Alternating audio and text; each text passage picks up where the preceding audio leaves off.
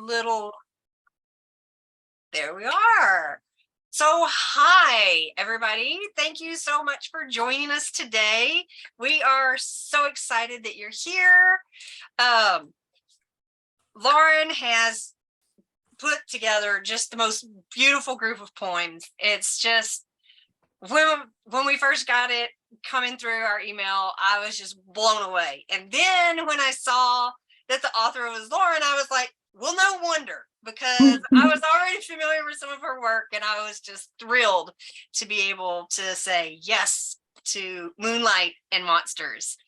So we're going to be reading from that in a little bit, but first up, we're just going to tease you a little bit. And we're going to have some of Lauren's co-writers on another project give you a little bit of their poetry to get you ready for Lauren. And first up, I'd like to introduce Scott Ferry. He helps our veterans heal as an RN in the Seattle area. His latest book, In Each Imaginary Arrow, from Inspired Press. You can find more at ferrypoetry.com, and we can put that link in the chat for everybody that's interested in finding out more about Scott. And Scott, thanks for coming today and joining us. Well, thank you, Karen. This is awesome. I love Lauren, of course, and Lillian and Tina, and hi, Richard, and Lisa, I see you too, and everybody out there in Facebook land. I do have coffee, so I am. So I'm going to read just probably one from each imaginary arrow, and I don't know what to say about it. It's just the poems come to me, so I write them, spit them out, and put them on a page. This one is called "You Know When You Start Writing Poems About Poems." You know when you start writing poems about poems that you have driven off the map. You ask Google to take you to the ocean, and it demands sand crabs and gull language before it tells you anything. When you have gone this far, the edges of your clothes drip spiders on magnetic threads. When the trees crawl circumspect by the shady lake, the small beasts whisper to you from the holes. When the mountains gnaw their reflections in your occipital lobe, then you know you are asleep. In a reverse uvula, a gap where there should be skin, and the winds caress every limp cilia. When the hands you see touching the letters are dirty or as blistered as a Gila monster's god, then you can wash the rodents, but there are no places to sing in this hallway. And get back in line anyway. There will be a complimentary beheading if you fall in love.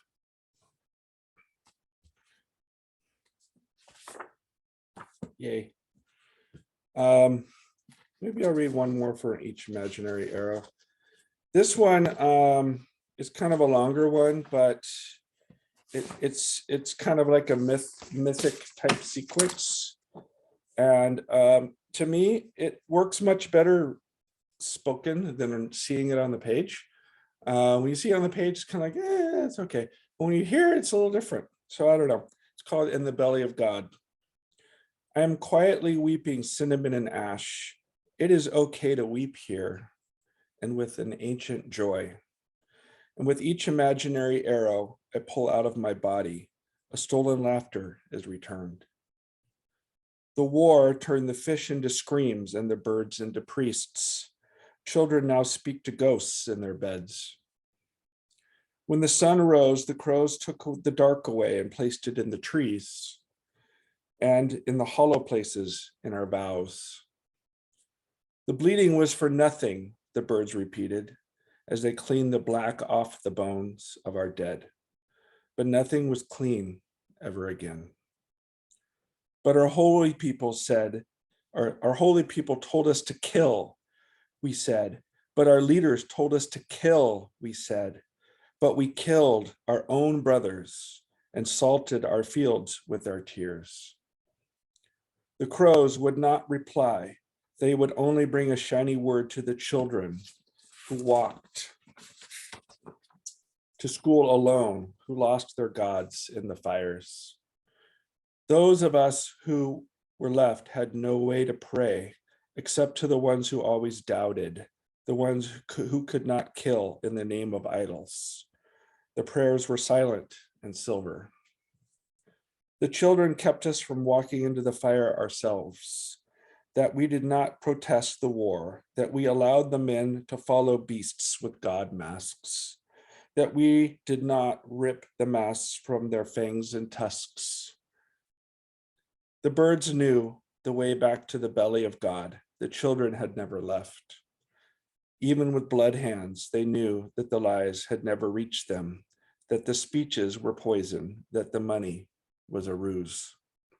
And here I am again, weeping for what I have always known. The silence is the only prayer. For our wounded human family, the old wounds now reopened. The scars now songs, the songs now survival. Sing with me. We have lost our skins. We have learnt this too late. We split inward at our throats and sing for flight, for our open cleaved hearts, for a way to hold ourselves together, to believe in wings again, a black howl in the center of our light.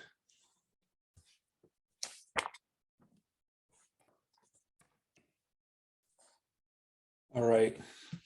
And the other project that I'm going to read from is called Sapphires on the Graves. It's tons of prose poems. And I kind of got, Lillian was writing a bunch of prose poems, and actually Lauren wrote tons of prose poems for Midnight Glossolalia as well. So I kind of got into doing it, and it was really freeing because you don't have to worry about line breaks or anything. You just go. I'll read this one. I don't know if I'm pronouncing this correctly. The Grae are the three sisters that share one eye in Greek mythology, if you're aware. Grae. I am putting my son to sleep, and he decides to take my eyeballs out. He scoops them with gentle fingers into his palms. I pretend I cannot see and make a mock horrified face. Reach my arms out into the darkness. This delights him. He has always been thrilled by ghosts and gore and the inside of opaque fear. The spiderlings clinging to the wires, the Halloween book every night. He then pops the glassy orbs back into my sockets, and I spring my eyes open, my mouth wide as if inhaling, no longer forcibly submerged in a brackish black. He laughs and extracts my eyeballs again, grips them greedily like the one eye passed between dread horror and alarm. Dano, Inyo, Pimfredo, the daughters of the lightless sea. I stretch out to him through the deep, breathless, making a sound like air escaping through rust. He pushes them back in, and again, I again snap to the surface, the sun dazzling, God, a grace of breath.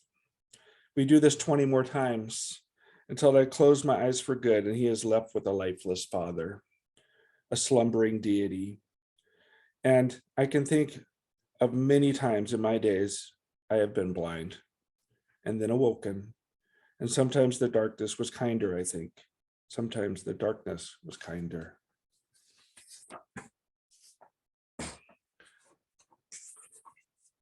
And the last project I've been doing is these weird little sentences. They're like one sentence poems, and then they link together at certain points. Sometimes they're just one thought, and sometimes they're more than one thought. I'm just going to read the last little bit I wrote lately.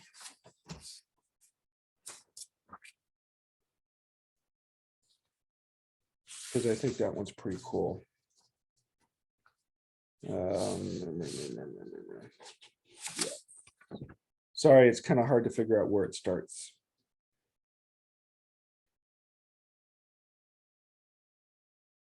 Okay. My daughter hangs the ghost moon from the edge of lilac and rust. My daughter paints the outside of the inside so the hidden is raw. Her stuffed cow is named Photosynthesis plus Moo, Moto for short. I call her cow a mutant goat, and my son repeats, mutant goat, mutant goat. At IHOP, my son chews his straw into a claw and narrates its chomping. I'm amazed some days that I deserve to live, and I have somehow earned this. My family laughs, and that is a full miracle, just making faces, throwing shapes. The reasons that are given for living are not the real reasons. Again and again, the sparkle of pain is so close to the cutting of mania. Before I reasoned my way here into this body, I was a shard of the sun. Before the sun, the hands of the bees were buzzing in future hives. I killed myself before, I loved myself, and then I forgave that I killed myself. The round rivers and the streaming sea around this bitter heart. I have poisoned the generals inside my bunker. I let my prisoners go. These words arrive from a quiet seance. I can't control the planchette. It is a pre-existing voice. The more I grip the throat, the more it stops singing. I don't trust how God is explained, a vengeful fist of white crown. God can't speak unless allowed to sin inside tongues. Give me the dirty blessings, the verdant animal God.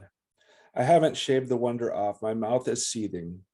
Pearls and spit glisten the same way on the plate. A glass breaks and flies into our food, scattering shiny curses. I eat the food anyway, feeling for micro damage and the taste of iron. At night, I keep seeing blood seep from inside of my body, rivering like paint. I don't know how they would remove all the splinters of glass from my hollows. It would be pretty, the flood of hemoglobin and the aching transparency. When I leave the house, I say, love you, and my son replies directly, I love you. When a word is spoken truthfully, it erases the air and becomes a bird. I don't think I deserve to be a bird or a firework or an edible disaster. I am something you spit out eventually. The narrator knows. I try not to curse myself, but give myself endless breath, as much room as the sea. But there is not enough room in my heart for this broken ocean.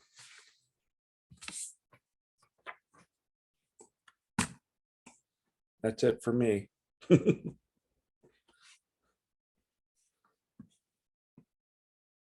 I have loved following your One Sentence poems on Facebook. They are just so cool because you put so much in a little bitty sentence. Well, thank you. It's really hard, but to make each one kind of like their own thing, but then to link them. It's tough, but sometimes they don't work on their own, but sometimes they do. I don't know. It's just really fun. So I would suggest any writer out there to just try it. It's definitely an exercise in itself. All right. So Scott Ferry, thank you so much for joining us today. Appreciate it. And I dropped his link in the chat. You can find more Scott at fairypoetry.com. Next up, we have Lillian Necakov. And Lillian is the author of many chapbooks, including The Lake Contains and Emergency Room. And that was shortlisted for the BP Nicole Chapbook Award, as well as the full-length collections Elvirus, Hooligans, The Bone Broker, Hat Trick, Polaroids, and The Sickbed of Dogs. And her new book, Midnight Glossol. I asked them how to pronounce this, and I'm already screwing it up. Glossolalia. Thank you. Glossolalia. It's a collaboration between Scott and Lillian and Lauren. So that is from Meat for Tea Press, and her book, Duck Eats Yeast, Quacks, Explodes, Man Loses Eye, a collaborative poem with Gary Barwin, was published in May 2023 by Guernica Editions. She's also published in many print and online journals in Canada and the US, and Lillian is coming to us live from Toronto. So thank you so much, Lillian, for being here today, and I can't wait to hear what you've got for us today. Thank you so much, Karen. So happy to be here with Scott and Lauren, and congratulations, Lauren, on your fantastic new book. Also so excited to be able to celebrate it with you guys.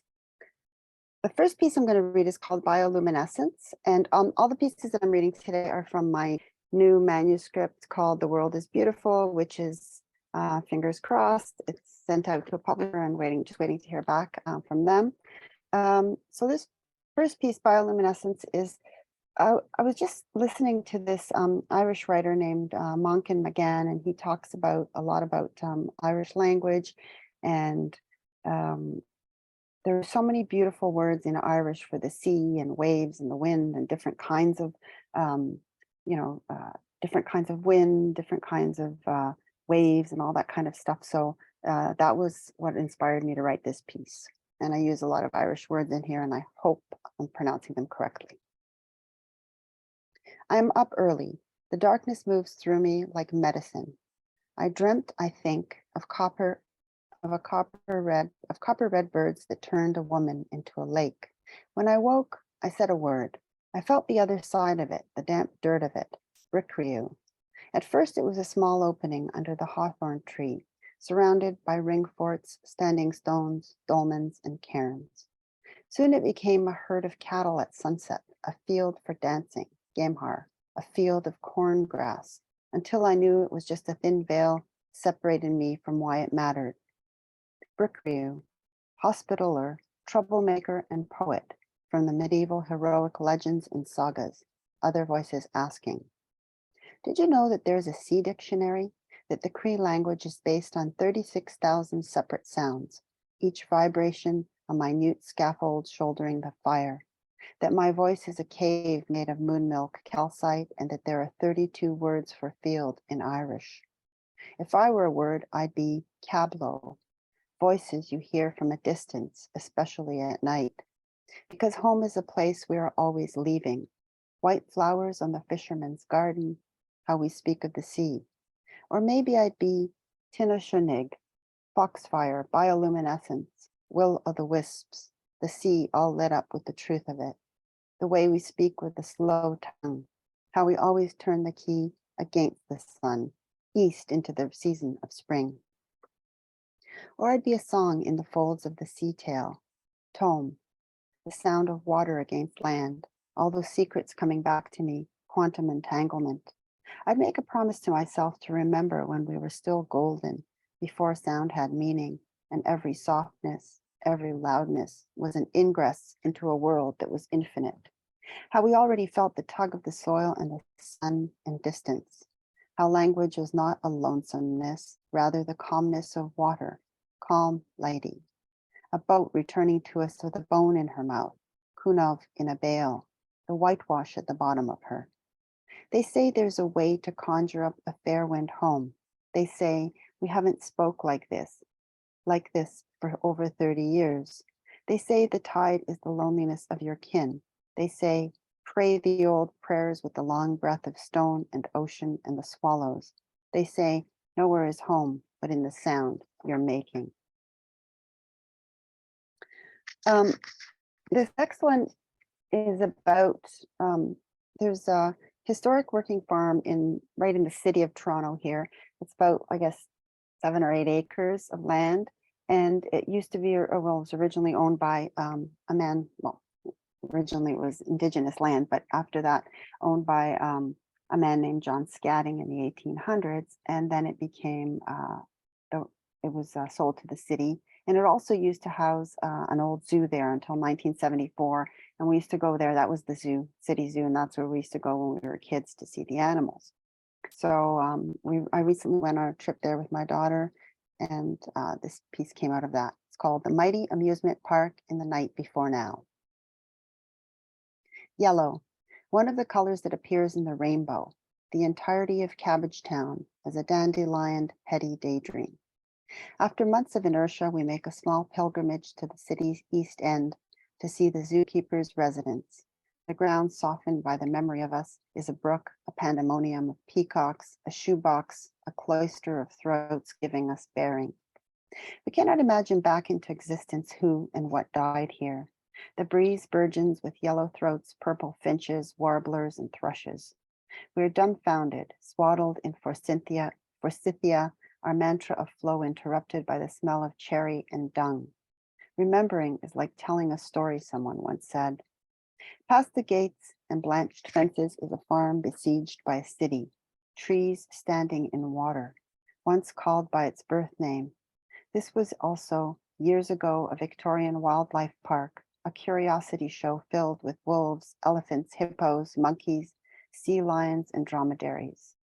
Over there, through the resurrection gate and past the crematorium's fevered mouth, baronesses, mayors, and oarsmen neatly coiled in wool.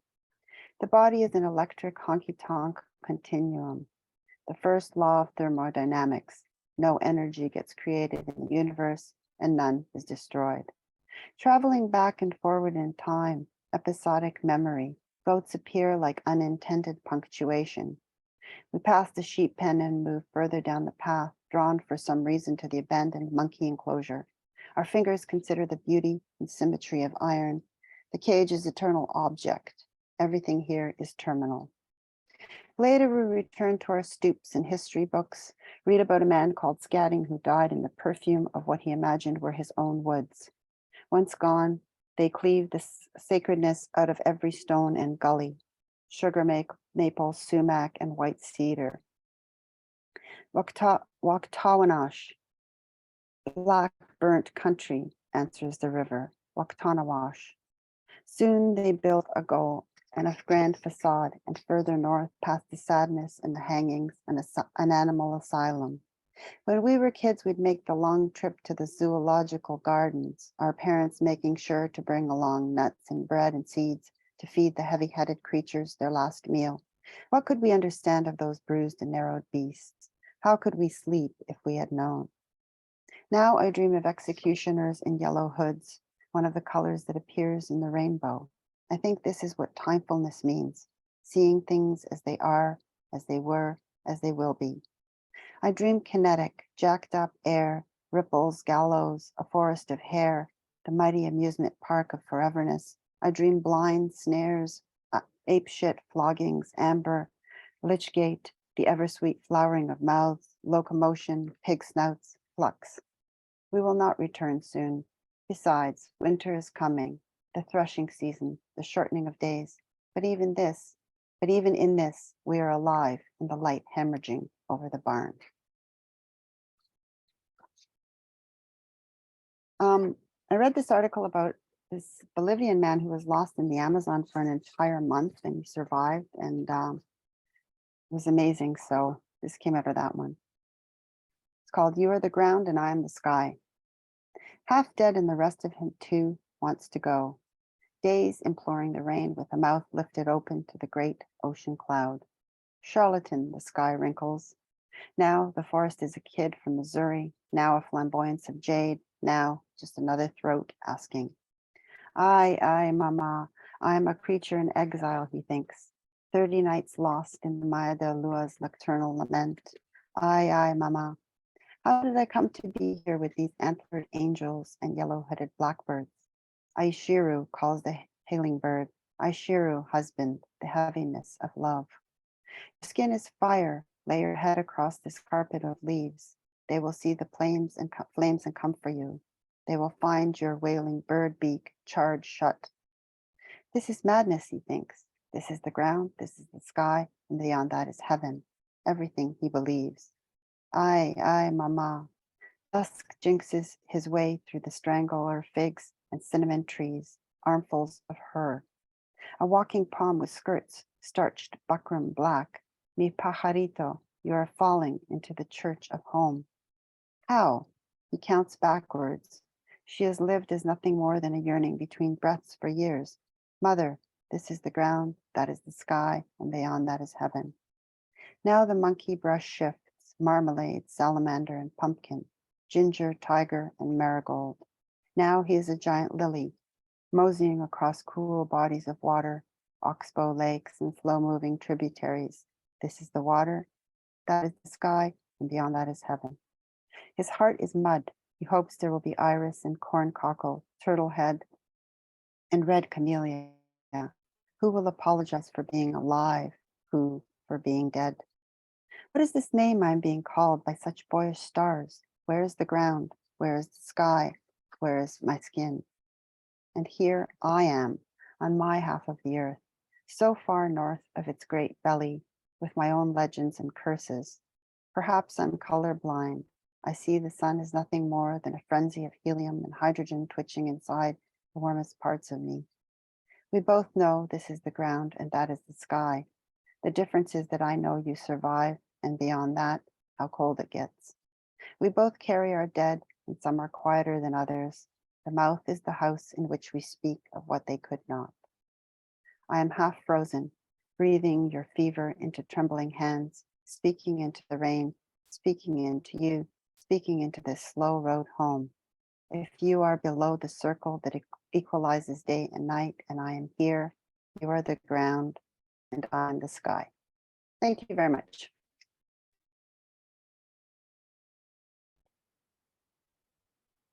Thank you so much. Wow. Okay. If you could put in the chat where to get that collection, then that I'm sure a lot of us will be interested in getting that information.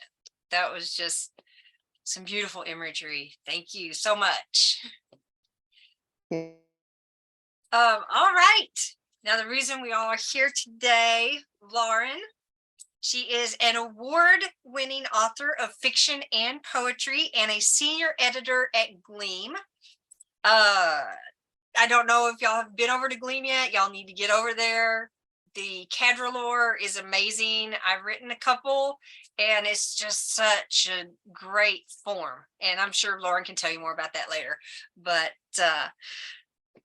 as we mentioned earlier, Midnight Glossolalia is out right now. You can get your hands on that, and you can also get your hands on Moonlight and Monsters. And here's the amazing cover art.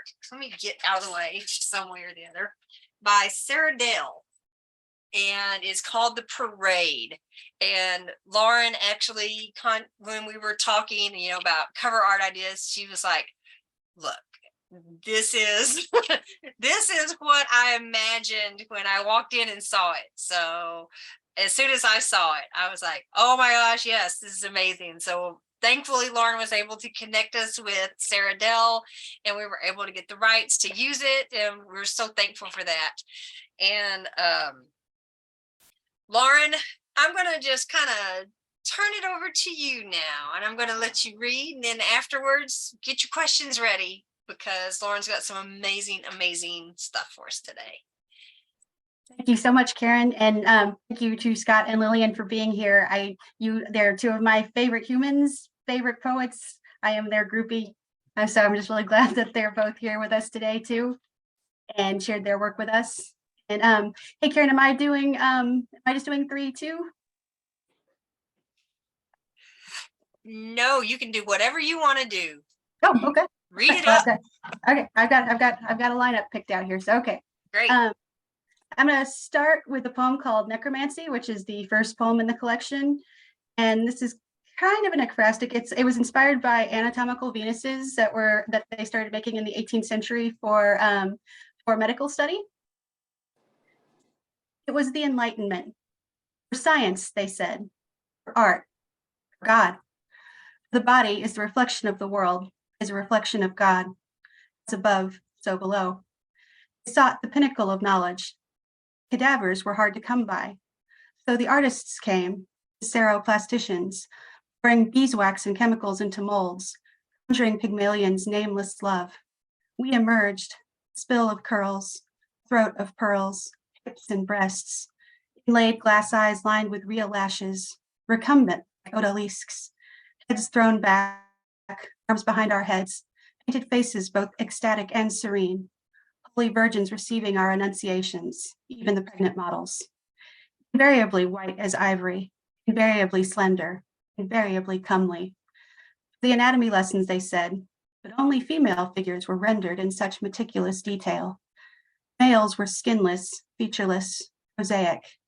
But we have our own magic. We know about effigies. We know about simulacrums. We know about golems and fertility statues. Peeled back the layers, funneled into us, trying to understand. Look how these organs unfurl. Look at this fetus, so realistic. Called us Venuses. Named us for a goddess, one that shares her name with veneration. We had no say. We held the wrong kind of sway. Knelt at our sides, knowing it was a false love, false idolatry. The hatred was real. Contempt was real, as it was in the beginning, now, never shall be. Called us slashed beauties, thoraxes and abdomens sprung like the lid of a pocket watch, or like the lid torn off of Pandora's box. Perhaps you denied the sexual nature. Perhaps you reveled in it. Perhaps both. We are creatures of infinite contradiction, of infinite appetite. Did you know the word thaumatophilia? Did you know it was necromancy? We were the forbidden, faux dead, real damned. We were the uncanny valley, and you went blithely down, exposing that which was once hidden, violence and the violation. Such transgressions exact their price. O Liebestad, O Rohypnol, see us, know our names. Elizabeth Smart, John Benet Ramsey, Laura Palmer, Marilyn Monroe, Marianne Nichols, Ophelia, Snow White, Annabelle Lee, Celandine, Aurora, Briar Rose. Dead beauty is the eternal beauty, or so you say. What women ought to be and what we ought not to be. That is a coffin. Dies to become an object. No matter what, beautiful women especially are thought to be complicit in their own demise. We should be thanking the men who bestowed the gift of their attention, froze us in time, spared us crow's feet and saggy tits. Pardon our lack of gratitude. We are only made of wax and a single rib. Okay, and this one is acadrolore, which is a new form, which is what the magazine Gleam is dedicated to. So like Karen said, if you get a chance to check these out, they're really cool. Yeah, I put a link in the chat. It's gleampoets.org. And what they are is they are 5 stanza poems, and at a glance, the individual stanzas seem unconnected, and then you bring them together in the 5th stanza. So this one is called Alligator Tooth, and it's the first one I ever wrote.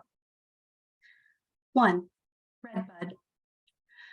My grandfather wants a tree for his yard. We ride in the old Cheyenne. Must have been small, my brother yet unborn. I don't know these highways. I never knew my grandfather to leave the city except twice, to return to Mexico. He'd bring back Michoacan quince and coconut candies and leche quemada that I, ruined on Hershey's, could never hope to appreciate. He digs up a redbud and hauls it back in the rusty truck bed. He plants it next to the garden gate. I grow with it and in it, my shadow swallowed up by its shadow, my bed strewn violet pink. Sometimes you uproot what you desire. 2, Festival. Autumn, and festivals descend with their ciders and kitsch and octopus rides. In the throes of girlhood, I covet abalone jewelry, entranced by its nacreous hues. I am entranced by the rainbows embedded in grackle darkness.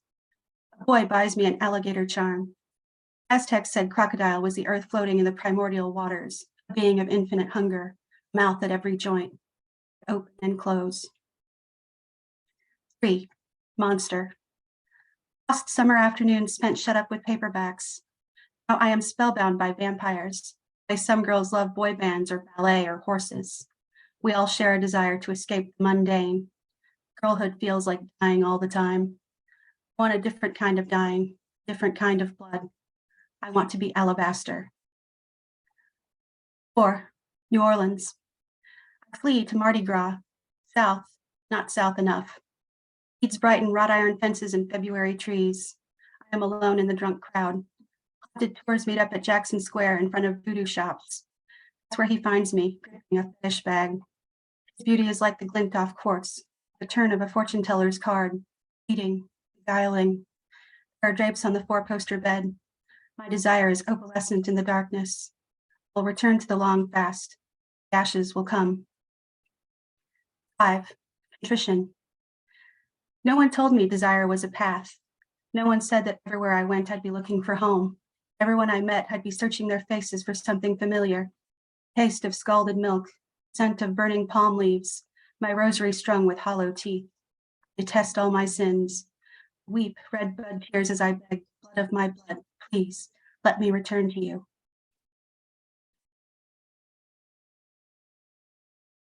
Yay. And then next one, just a poem. It's called Portrait of an Amateur Roadkill Artist. After the divorce, there were the standard every other weekend visitations. My father would come to pick me up, and we'd spend the day driving around country roads in his old Datsun with no air conditioning, windows down. He had a new to him camera and was searching. He'd searched his whole life. He'd come from a family of artists and was cursed with a temperament. He tried law school and business school, tried the Air Force, tried to be a writer, tried to work for his father's friends, tried to own his own business, tried to be a rancher, a farmer, a mortician, a house husband. Nothing stuck. Those sunny blue days, we stopped for broken down old barns or brick silos grown over with ivy, or just empty pastures that caught his eye. I was 7, unspeakably bored, leaning against split rail fences. What's so special, I asked, about some old barn? Not sure he ever answered. We went to the movies. He'd buy us a ticket. We never watched just one. Double feature, he always said.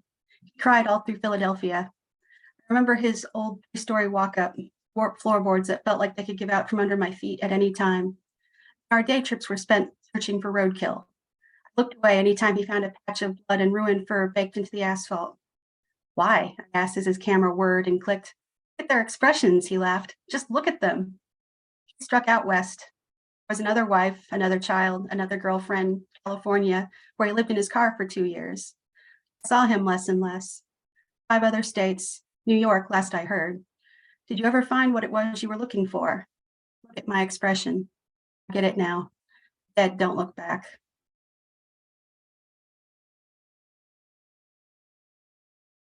And then this one is called Past Life as a Man. I feel certain that in all my past lives, I was a man, a famous man. I was never Napoleon or Hitler or Charlie Manson or Malcolm X or Picasso or Tolstoy or Errol Flynn. I was probably never a looker, nor a conqueror, paragon of nothing much.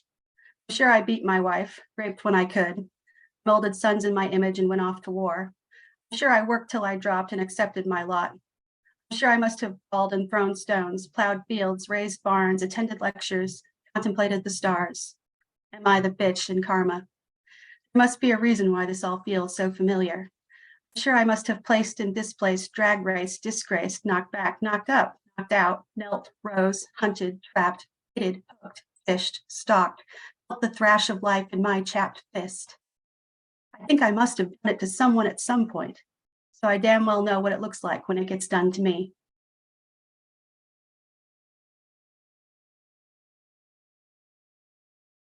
And then this one is called Knowing You.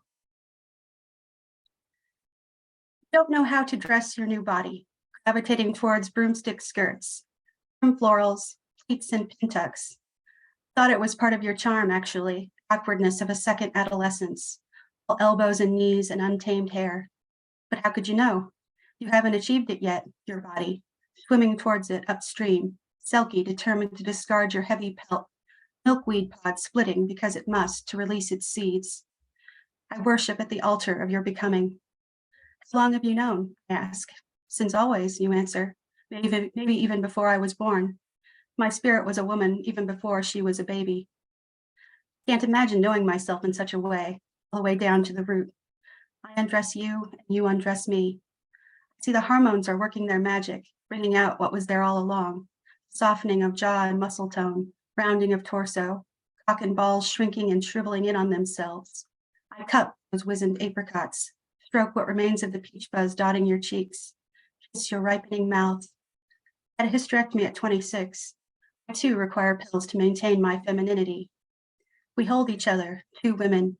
You even managed to get it hard for me for a moment, and I wonder if it will ever be in anyone else again, because the day is coming soon when you take yourself into yourself forever. You will be whole. For now, let us scatter the bed with the shards of us. So much is made of eternity, the idea of love as a fixed star, but we know better. Let us become together a celebration of impermanence.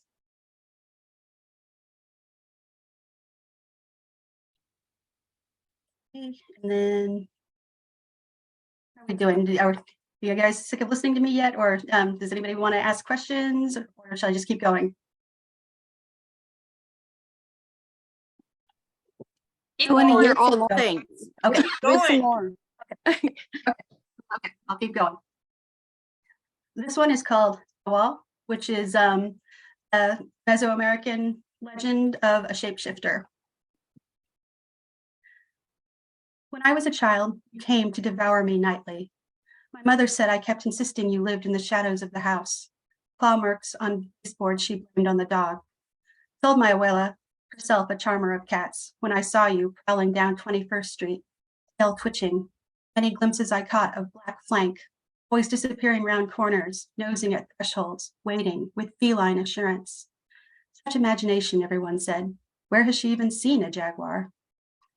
Grew older and you went away. Thought they must have been right. Outsized imagination and too much appetite for stories. I spent years, decades, seeking darkness without knowing I was seeking darkness. Other animals strayed in and I embraced them all, becoming jade turtle and silver moon rabbit, lapis-blooded, a ruby-throated hummingbird flitting backwards and forwards in time, borne along on my frantic wings. Became the howlers, wolf and cicada, shrieking in trees, sleek ermine, tough-throated anole, so many. I followed them through the dust, not knowing where they led. Didn't know all my past would lead back to you, westbound I-10 out of Tallahassee, and there you were on the frontage road. You weren't alone. I knew it was you. Tell me there are no black panthers in Florida, but I knew, lolling like a big tabby to relieve yourself of the southern heat. I was nearly 40 before I set foot in Quintana Roo in the Yucatan. It felt like coming home. There I fed gentle coates and marveled at the slaughters of iguanas sunning themselves in the rock garden. Chichen Itza, a fortune teller, told me that sun and snake and you align in me. I could know that which is unknown and unknowable, shadow self, back as the obsidian heart of the universe. Golden eyes blink, twin suns, twin eclipses. Jaguarete, you are the truth that surpasses truth, keystone, absolute, indisputable jaws. Sometimes you have to let yourself be dragged down and devoured. I surrender. We merge, muscle, tooth, and fur. We roll in the red dust of sunset. I awaken to midnight, the breath rank in my mouth, claws snagging the bedding. Door stands open before me and I slink through.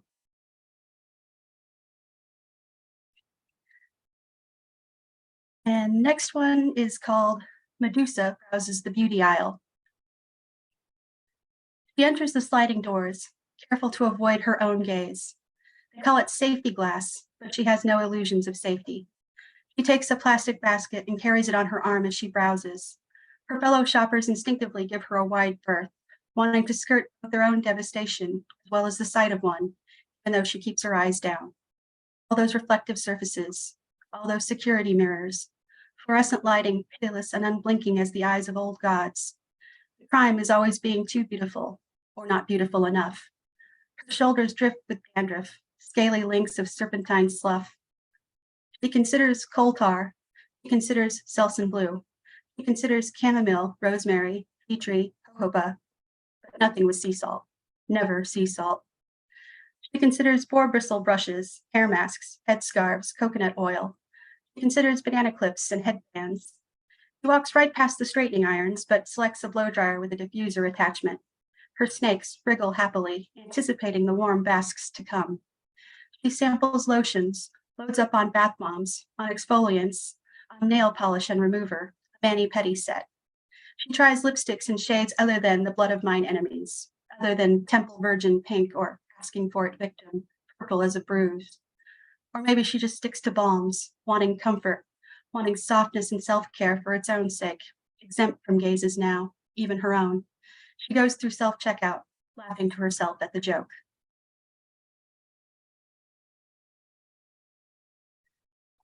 And then this one is called Priestess, and it was inspired, I've never been to Peru, but I saw online this neat article about an artifact that they have at the Museum of Archaeology, Anthropology, and History in Trujillo, Peru. It's the skull of a woman, possibly a priestess, with hair still attached from approximately 200 BCE. Hair is 2.8 meters long. And I just thought that was really fascinating. So over 9 feet of hair lies in 2 long ropes, turning and twisting in on itself, the branches of a warango tree. Even now, the average height for women in Peru is only 5'2". Imagine having hair almost twice as long as your body.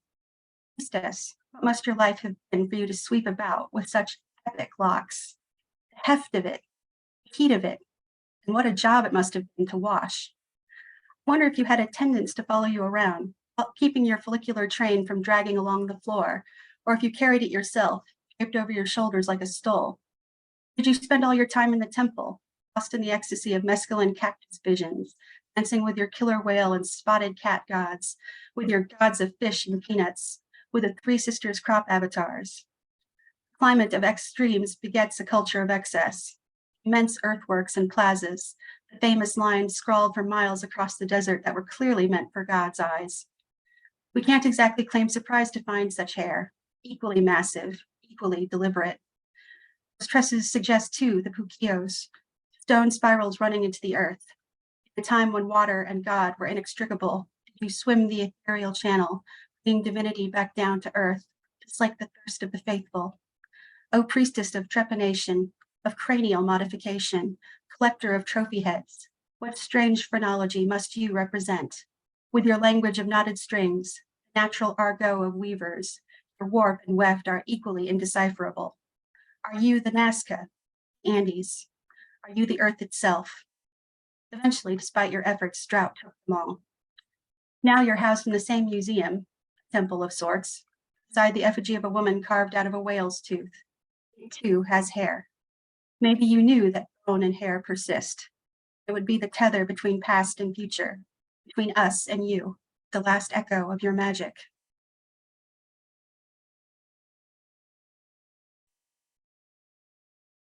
Now, this one is called Be Released, based on the Beauty and the Beast legend. I find myself at the zoo, desperate for the scent of your musk, your salt and hay. I'm drawn to a leonine form, a flash of tusk, muscles, and fur. This is a place of captivity, of bars and glass, of gazes, of panting. The same hands that tend the inmates can be either gentle or bearer of the rifle. Both are familiar to me. Wolves pace, even the ones that were born here, longing for something they can't put a name to. Peacocks wander, lapis and gold, free to fly away, but having no reason to, stay put. Non-native plants struggle to approximate home. We are a nation of displacement, at the mercy of a love we didn't choose, doomed to be only half tamed. Behind the petting zoo fence, I run my fingers across coarse and woolly hides, stroke snouts, tongues lick feed from my palms. Warm bodies lean hard against my legs. Let myself be pounced and pecked, clawed and butted. These bruises and bite marks are the memory of your arms, the push-pull of desire that shouldn't be. Your castle kept out as much as it kept in. The Greek gods did it. Couldn't we be divine? I too can scoop water from a trough. I too can eat meat raw and howl at the moon. I go home covered in hair and feathers, smelling of wildness. In my bed tonight, I will dream of a pack of chimera children. Okay, and the last one that I had picked out is called Gilded Monk, and it was inspired by another article. For this collection, I kind of kept an eye out for like weird news, and I saw an article about a 1,000-year-old mummified monk found hidden in a statue in Amsterdam. So, hundreds tried, but only 24 ever achieved what the Japanese called sokushibutsu, the act of self-mummification. 3,000 days of brutal preparation. First, limit your diet to nuts, seeds, bark, and roots. Perform strenuous physical activity to further pare down the body. Drink toxic urushi tea. It will make you vomit. It will also make your remains impervious to maggots and the bacteria that feed on corpses. When you are ready, your pine box is just large enough for you to fold yourself into the lotus position. We lower you into the ground, a bamboo tube for oxygen. Every day you ring a bell to let us know that you are still alive. When the bell stops ringing, we know to remove the tube and seal you in. 1,000 days, we exhume you. You are found preserved. You achieved the death trance. Now a holy object, you are moved to the temple to be revered until it is time for you to awaken. 1,000 years later, your body is found in Amsterdam, tucked inside the statue of the Buddha, with scrolls of paper where your lungs once were. This cannot be your terminus. Parish gold leafing and paper mache, museum tours across Europe. Where does your soul yet sojourn? Do you yet dwell among the devas, gathering sufficient wisdom to deliver salvation unto us? We await you, Bodhisattva. We speak your name, Quan. And that's all of the ones that I had picked out. Thank you. Thank you. Thank you so, so much. Wow. So that's not all of them. So you have to buy the book because the rest of them are just as incredible. So I've dropped the information where to order the Lauren's new collection in the chat. And now I'm going to open it up to y'all. Does anyone have any questions for Lauren? Or you just want to tell her how amazing she is? You can do that too. Can I do that? Because I was feeling all the women I need to hear speak in my mind. You channeled and then your voice. So Frida Kahlo, Sylvia Plath, Virginia Woolf, Lucille Clifton. So that's what it's like you speak all the voices of the women past who I need to hear, and then give us your voice too. And I'm grateful for that. It was beautiful. Thank you. Yes, all of those women that you mentioned are a huge inspiration to me too. Yeah. I know. Thank you.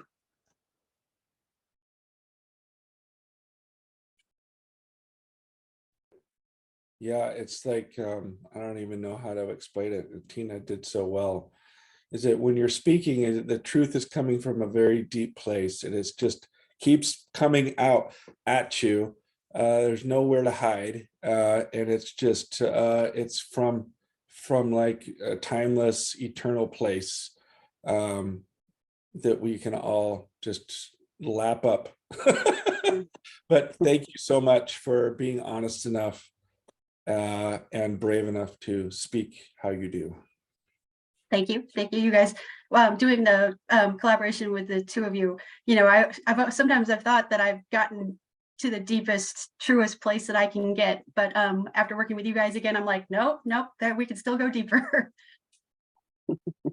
One thing I really love is a lot of the connections that you make in your work, like, with the hair and the bone and the tooth. I mean, it's just, it's like these things that you think are obvious and they're not.